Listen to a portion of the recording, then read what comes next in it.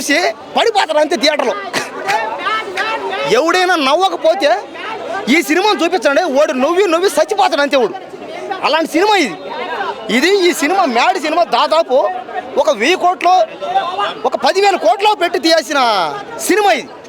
అలాంటి సినిమాని మన డైరెక్టర్ కళ్యాణ్ గారు, కళ్యాణ్ అంట, ఆయన పెద్ద ఫ్యాన్ అయిపోయినా.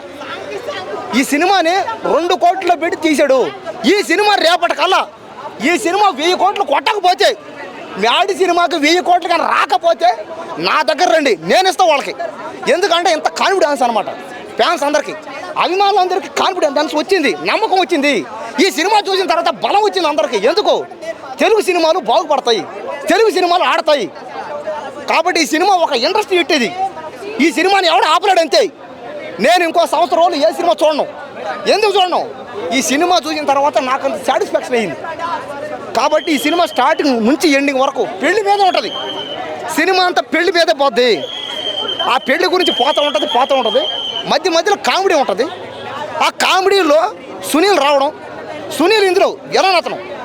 అతను చేసిన కామెడీ కానీ అతను విలనిజంలో కామెడీ అనమాట.